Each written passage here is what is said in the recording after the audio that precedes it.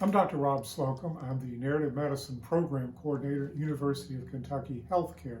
I work with patients about their stories and treatment and put the stories of what they face in a larger context of the stories of their whole life. We find that it's helpful for people to deal with their stories of distress, to face the situations that have been hard or challenging for them, and to understand them in terms of new identity, new perspectives on their lives, new insights, the hopes for the future and sources of meaning that they have. So these conversations are very important. They're important for patients, but they're really important for all of us. So as we face the new coronavirus crisis, the pandemic, as we face the dislocations, the unknowns, the threats that surround us, it's important that we face our fears, that we get the help that we need, that we talk through the things that trouble us, because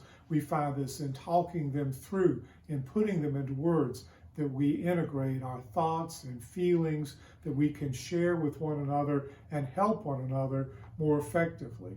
In terms of narrative medicine, one of the things that we have found is that it's oftentimes possible to ask the patient, what are your sources of strength? What helps you the most? And that can be an occasion to elicit from the patient, to draw out from the patient the aspects of their lives, the aspects of their histories that they draw on, that help them the most.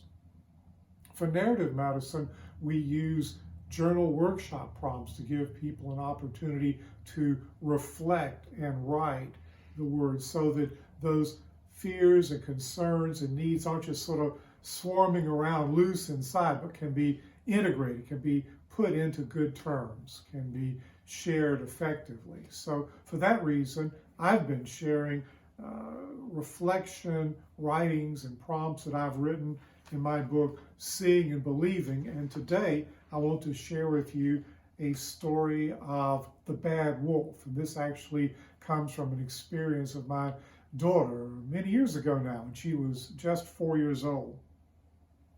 When Claire was 4, she had a really scary nightmare. It may have been prompted by the gas furnace outside her door that came on with a bang in the middle of the night. She dreamed a giant wolf was tearing through the wall of her room and coming to get her. She screamed bloody murder. I was amazed that a child so small could make a sound so large and chilling and piercing. It was pure fear, a life or death fear, and it was everywhere, filling everything, leaving room for nothing else. Claire was in terror when I reached her. Of course, it wasn't nearly enough to reason with her, to show the evidence and prove that there was no wolf in the room, nor in the closet, nor under the bed. There was no wolf coming through the wall, or even in the yard, or anywhere in the neighborhood. There was no wolf, no wolf. She was afraid and not about to be talked out of it. The fear made it hard for Claire to sleep in the following days. The wolf was still with her. It took a few days, but we finally chased the bad wolf from Claire's room. I held her hand and she tightly held mine, and we went looking for the wolf several times a day. We'd knock on pieces of furniture in the room to scare him out.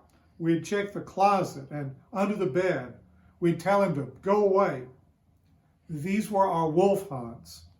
Finally, she laughed, and the wolf was gone. Fear is easier to face when there's a hand to hold.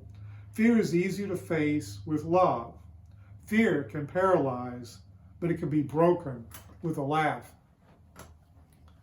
In narrative medicine, we find that it's really important for people to engage their fears and share with others. Sometimes this sharing can open up a bond of help, of empathy, that can strengthen everyone involved. And so as we face the challenges of the pandemic, it's important that we engage our own stories, that we come to terms with our own fear. And there are things to fear, but by the same token, we have the resources of others. We have the resources surrounding us. We have many professionals working together to do their very best, our very best in this situation. And as we share with one another, we may discover sources of strength within ourselves and beyond us with others that we would have never imagined.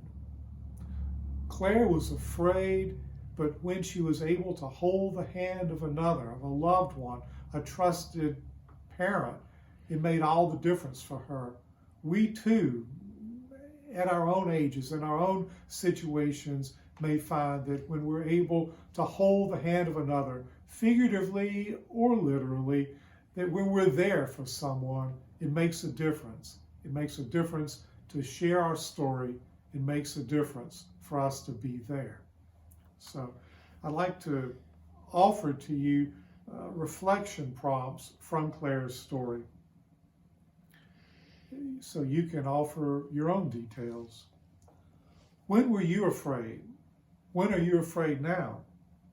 What scared you, or what scares you the most now? What worries you the most about this crisis that we face?